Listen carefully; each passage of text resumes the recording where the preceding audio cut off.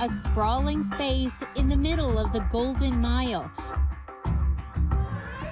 From the moment you step inside, you just feel it. CEE Center for Young Black Professionals has that special something, an energy that is both infectious and inspiring. Words of encouragement are everywhere. Neil Omaregi and Octonio Zion Duff are recent grads from the styling program. Even if you're thinking and you're not too sure of what you want to do exactly, this is a perfect place to start. And especially as minorities, sometimes we're not able to, we have difficulties coming across the right opportunities for us. It'll open doors for you and have you in rooms that you never thought you would have got into, and maybe you've always wanted to get into those type of rooms, and CEE will definitely help you get there. And it just, for me personally, it's turned my dreams into reality.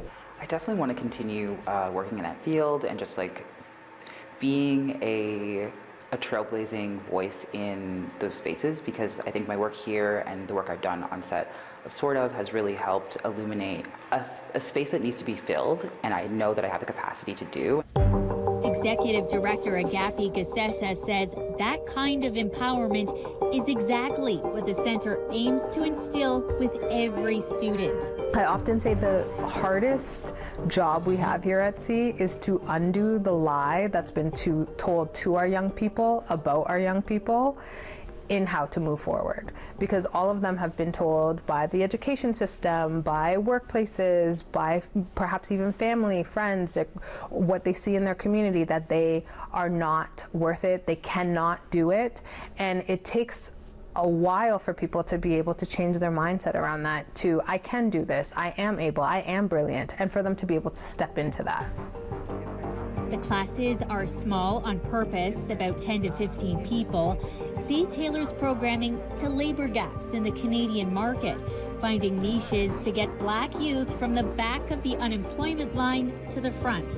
Gasesa says their approach is culturally relevant and unique to every student. It's not a one-size-fits-all. You have to look at the individual and what their needs are. Look at their ecosystem. What does your housing look like? Who are your friends? Who are your family? Who's your support system? Most of our programs offer stipends so that they're able to be paid while they're in the program, because the reality is to upgrade yourself and to learn a new skill takes investment in yourself, and it takes time, but that doesn't mean that the rest of your life stops because you've made that decision, right? You still might have responsibilities, and so we try and make it the barriers to entry as low as possible. Everything that we offer here at CEE is completely free, and that is because of amazing partners. More than 50 staff are on hand, from teachers to social workers and psychotherapists, many bringing their own lived experience, including co-founder Shireen Ashman. Co-founder means you have been here since day one. Yeah. How does it feel to be, marking 10 years, more than 600 young people coming through the doors? I mean, it's been a legacy that we've been actively working to achieve, right? So it's a huge accomplishment, it's a huge moment of pride, but it's also a moment of demonstrating what Black innovation can look like for its own community. The history of CEE really goes back to 2005, the year of the gun.